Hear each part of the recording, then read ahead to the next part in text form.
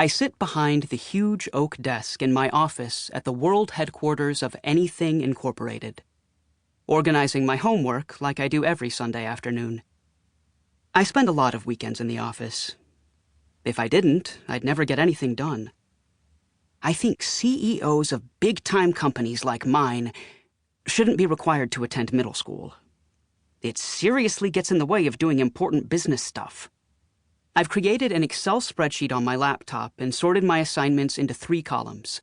Teacher will check, teacher won't check, teacher will collect but won't check. Normally I'd have my assistant handle this kind of thing, but she quit last week. It's okay though, because she was a climber. More interested in having a fancy title than doing a good job for the company. She started as an intern about a month ago, recommended by one of our board members. She was terrible even back then. I could never find a stapler when I needed one, and my printer was always out of paper. I thought if I gave her a real title and some responsibility by promoting her to assistant to the president, she'd step up her game. But she didn't. All she wanted to do was criticize me, her boss. That's not how it works in the corporate world. I open my Brilliant Business Tips Excel spreadsheet, scroll down to the next empty cell, and type Michael Pruitt Business Tip number 347. There's only one way to the top. Keep your head down, apply yourself, and do your time.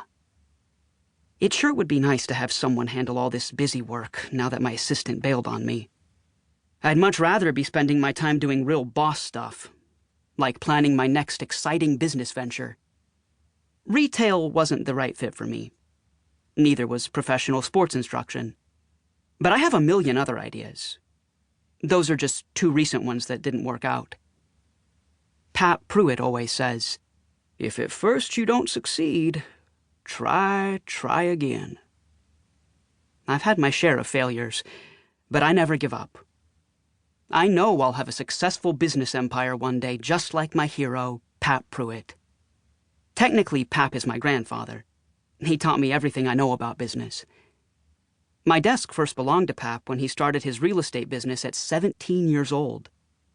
When Pap moved into the nursing home, Dad didn't need it for his landscaping business, so he lets me use it. It's a real boss-looking desk, and I always feel real important sitting at it. I also feel close to Pap when I'm at my desk. He's been in the nursing home for a while now, and I don't get to see him as much. Plus, he's sick a lot, so Dad doesn't always let me go with him to visit Pap. He didn't let me go today, which I guess is why Pap's been on my mind. Pap was a super crazy successful entrepreneur when he was younger. He started his own general store, a dry cleaning business, 2 fast food franchises, a hotel called the Old Pruitt Place, a pet grooming business, a landscaping business, 3 automatic car washes, a boiled peanut roadside stand, and a whole lot more. I asked him once how he became so successful. I remember the sparkle in his eye when he grinned a little and said, "All it takes is a dream and a prayer." I've got lots of dreams. And even though I'm not the best at prayers, the Almighty is pretty used to hearing from me when it comes to a new business idea. Pap started his business empire in his garage with only $100, a dream, and a prayer. Pap's blind now because of the diabetes, but he's still a wicked cool guy. I really want to make him proud. But he didn't have to build his business empire and go to middle school at the same time. I guess Pap was a late bloomer. It's a little embarrassing, having to do homework at your real job. I'll bet Malcolm Forbes never had to do that, and he was like one of the most successful business guys ever. Luckily, my office is pretty private. But that doesn't always keep the riffraff out. Sometimes it can get so noisy in here, especially when the dryer's on its last cycle like it is now. It sounds like a space shuttle getting ready to launch.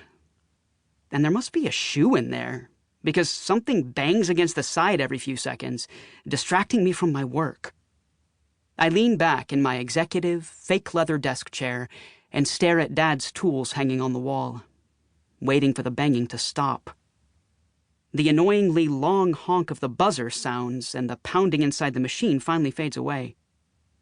I hit the talk button on the intercom on my desk. "Mom!" I say, pretty loud so she can hear me from anywhere inside the house. Then, because I'm annoyed that there's a washer and dryer in my office. No response. I hit the button again. "Mom!"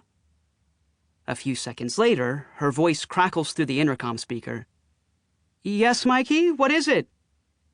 I sigh and press the talk button. "Mom, I asked you not to call me that when I'm at work." "Oh, sorry, honey. Michael, what is it? Is the dryer done?" We've talked about honey, too. But I'm too busy to get into that right now. "Yes, ma'am," I say. "Okay," she says. "I'll be right there."